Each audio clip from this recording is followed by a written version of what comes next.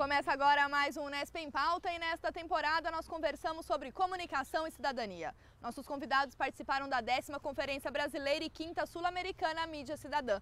No programa de hoje nós recebemos o professor Orlando Berti da Universidade Estadual do Piauí. Professor Orlando, muito obrigado por sua participação em nosso programa. Eu que agradeço estar aqui com vocês. Professor, pensando do que o senhor está no sertão nordestino, em que medida essa discussão da comunicação e cidadania se faz urgente e presente no Nordeste brasileiro? Ela é extremamente premente porque a gente está na região mais pobre do país, né? A gente está na região não só de pobreza econômica, mas de pobreza política, de pobreza social, de pobreza da questão das garantias dos direitos sociais e de parte dos direitos. Então, assim, a comunicação ela se faz presente não só na mediação de informações, mas também na questão da perspectiva de trazer cidadania, de trazer participação, de trazer interação, de trazer interatividade. Então, ultimamente, nossos trabalhos têm se pautado em cima dessas temáticas. Há então essa demanda urgente da sociedade e a própria população ela reconhece a necessidade de participar desses espaços expressivos como é o meio de comunicação? Uma parte, infelizmente, porque o que é que acontece? A gente está no Nordeste que tem aproximadamente 500 anos, né? Ou seja, o Nordeste foi povoado tão logo que os portugueses chegaram aqui no Brasil, mas sempre passaram por colonizações de exploração, inclusive das próprias questões educacionais, das próprias questões do entendimento das políticas sociais. Então, assim, esse entendimento era construído aos poucos. E a gente fala, infelizmente, que às vezes a gente chega em alguns locais, a gente vê que esse nível é praticamente a zero. Por quê? Porque ainda paira a questão do coronelismo, ainda paira a questão do que vem do Sul e do Sudeste, e muitas vezes a gente tem uma série de perspectivas culturais, uma série de perspectivas políticas extremamente interessantes na nossa região e que não são elencadas muitas vezes por conta do desconhecimento dessas próprias potencialidades. E como que as universidades locais elas têm ajudado, professor, a fomentar esse debate para aliar a comunicação e a cidadania? A universidade ela tem a obrigação de interferir nesse papel. Não de dizer o que é que vai ser feito, porque assim seria um maniqueísmo da própria universidade, mas de trabalhar em cima das perspectivas de, nós somos pagos para agir, porque afinal é aquela pessoa que está lá no sertão, aquela pessoa que está nas periferias urbanas, que paga o nosso salário, que paga os projetos da universidade. Então, é o que a gente brinca, e brinca muito sério, que costuma dizer nas nossas interferências lá no Estado, é que a universidade precisa meter o pé na lama. Ou seja, a gente tem que sair dos nossos ambientes refrigerados. Estar junto à sociedade. Literalmente. A gente precisa conhecer mais esses fenômenos, porque eles acontecem, independente da universidade ou não, eles estão acontecendo. E se a universidade pode ajudar, porque a universidade tem uma carga teórica e tem uma carga empírica gigantesca para oferecer, então a gente tem uma possibilidade de potencializar muito mais todos esses trabalhos de discussão, de interação e principalmente de evolução social. O senhor coordena lá na Universidade Estadual do Piauí um grupo de extensão e pesquisa em comunicação comunitária, alternativa e popular. Como são as atividades e discussões lá, professor? Anualmente a gente traça metas, né? A gente está no 4º ano do nosso projeto. Ele é um projeto que é coordenado pelo professor Evandro Alberto de Souza, que é do campus do Sertão, e coordenado por mim, que eu sou do campus da capital. São as únicas unidades da UESP que oferecem os cursos de comunicação. No primeiro ano nós trabalhamos a questão da formação de comunicadores, porque é o que a gente viu através das nossas pesquisas de mestrado e de doutorado, de que muitas vezes havia um desconhecimento, não por conta desses comunicadores, desses agentes populares, de serem maledicentes. Não, eu estou seguindo um padrão das grandes emissoras, da chamada mídia hegemônica, porque eu quero não. Às vezes que eles não tinham uma padronização do que era a comunicação popular, do que era a comunicação alternativa, do que era a própria comunicação comunitária. Então esse primeiro ano foi de tentar instigar junto às cidades mais pobres. A gente elegeu as cidades com menores IDHs, a gente visitou 15 cidades do sertão piauiense, dando palestras, dando curso, tentando instigar comunicadoras e comunicadores para trabalhar essas perspectivas mais populares, comunitárias e alternativas. No segundo ano desse projeto, a gente atuou na continuação dessas cidades, voltando a essas cidades, no sentido de fortalecer esses laços, porque não adiantava nada a gente ir e deixar lá, nós somos e voltamos. E alguns dos nossos bolsistas, a gente tem 6 bolsistas que trabalham no projeto foram lá, visitaram, acompanharam e vivenciaram, fizeram uma série de pesquisas.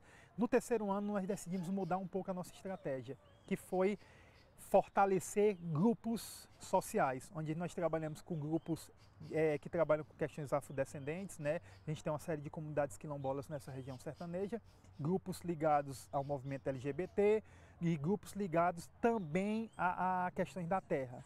Então a gente atuou, a gente formou, a gente deu uma série de cursos trabalhando com eles, a gente publicou uma série de materiais impressos e de materiais audiovisuais. No quarto ano, que é agora 2015, a gente está numa perspectiva mais ousada de crítica da mídia. Porque não adianta nada, a gente começou a chegar em alguns lugares e ser convidado para algumas escolas e ver que a gente precisa trabalhar cada vez mais a formação. Ou seja, de trabalhar uma perspectiva educomunicacional. Literalmente. A gente hoje está trabalhando, a gente quer atingir este ano 10 mil jovens e jovens adolescentes e pré-adolescentes, principalmente das escolas públicas, que é onde a gente tem um espaço, a gente já tem a autorização da Secretaria Estadual de Educação para a gente atuar e trabalhar com a questão de palestras, de tipo, não dizer isso, mas tipo, tu tens um aparelho como esse aqui, por exemplo. Será que ele serve apenas para o WhatsApp, que a gente chama lá no Nordeste de Zap? Para relação interpessoal. Isso. Será que esse aparelhinho aqui não pode tu começar a trabalhar o mapeamento, por exemplo, de um poste que não está funcionando, de uma obra da prefeitura, que não foi colocada? Porque hoje a gente, tendo acesso à internet, a gente tem um mundo de informações que cá estão nesse tipo de aparelho e que muitas vezes é subutilizado. Então é uma tentativa, repito, tentativa, porque seria maniqueísmo da própria universidade dizer, não, você vai pegar o teu aparelho e vai fazer isso. Não, mas de uma tentativa, tu tens esse aparelho que é tão importante na tua vida e cada vez mais importante na vida dos nossos jovens, sendo que essa importância são discussões à parte, né? Então, por que não mapear? Por que não discutir? Por que não nos grupos do WhatsApp, onde você utiliza para difundir milhares de informações no dia a dia, você também não trabalha essa perspectiva de fiscalizar, essa perspectiva de entender. De exercitar, de exercer a sua cidadania plena. Literalmente. Então aí a gente começa de uma forma bem sucinta de tentar instigar. Os resultados disso a gente já começa a ver em algumas perspectivas de criação do fortalecimento das radioescolas, né, que no Piauí elas são muito fortes, é uma iniciativa da Secretaria Estadual de Educação e que estavam fechadas. Poxa, vocês têm uma rádio montada aqui na tua escola, usem, coloquem literalmente a boca no trombone, falem das vossas comunidades, falem das vossas cidades, falem das vossas regiões, porque com certeza existem uma série de demandas que incomodam vocês, então a gente tenta conscientizar.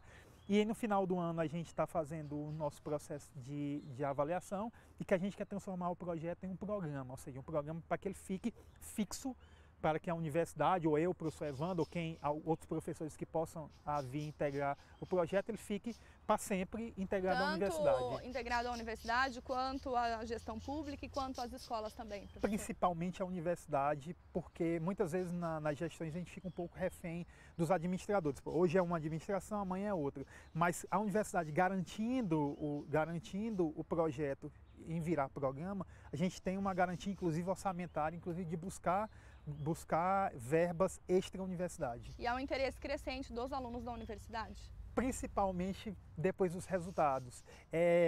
O que é que aconteceu? Essas nossas andanças, elas começaram a virar obras, elas começaram a virar artigos científicos, elas estão virando um livro que a gente está lançando daqui a algumas semanas, e começou a gerar interesse, principalmente dos alunos que querem fazer pós-graduação. Então, opa, é uma forma da gente começar a mexer com alguns fenômenos. Isso mexeu também não só na própria universidade, isso começou a mexer também nas co-irmãs, nas outras universidades lá do estado, em que eles começaram, por exemplo, lá no sertão do Piauí a gente tem uma universidade privada, formada por pessoas super queridas, por sinal, ex-alunos, e eles montaram um grupo de pesquisa também voltado. Poxa, Orlando, a gente vai concorrer? Não é concorrer, tem espaço para todo mundo. Na Universidade Federal do Piauí hoje, que eles têm um programa de pós-graduação a nível de mestrado em comunicação social, a gente já vê alguns trabalhos de mestrado voltados para essas temáticas populares, comunitárias, alternativas, educomunicacionais. Isso é aquela velha perspectiva da sementinha. Ou seja, o importante é você plantar e você continuar regando para que ela vire uma árvore frutífera, essa árvore alimente muitas pessoas e gere mais e mais sementes. Ou seja, aquela perspectiva de você poder fazer alguma coisa pela sociedade, porque seria muito ruim você estar na universidade, principalmente na universidade pública, e você não fazer nada pelaquela sociedade. E em que gerou isso? Quando eu fiz o meu mestrado, andei 19 mil quilômetros pelo sertão do Piauí, conhecendo as rádios comunitárias lá do sertão, e em algumas comunidades, muitas delas bem longínquas, quase a 1000 quilômetros da capital, as pessoas diziam, poxa, por que eu vou te ajudar?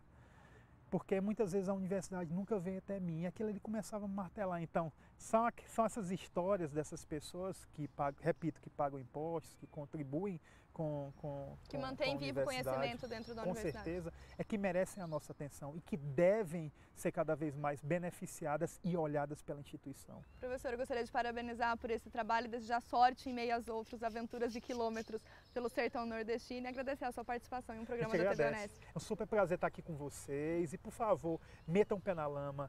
Principalmente quem atua na área acadêmica, não só da área de comunicação, né, mas de todas as áreas. Dá para fazer alguma coisa pela sociedade, dá para fazer alguma coisa pela vizinhança, quem está no nosso entorno. Muitas vezes pela própria funcionária da nossa casa, pelo próprio tio da limpeza, pelo próprio serviço geral, aquela pessoa que está aí. Muitas vezes a gente passa como um ser invisível. Esses seres invisíveis também são cidadãs e cidadãos. Muito obrigada, professor. Eu que agradeço. O Unesp em Pauta fica por aqui. Acompanhe a discussão sobre comunicação e cidadania também em nosso site. Obrigada pela companhia e até a próxima.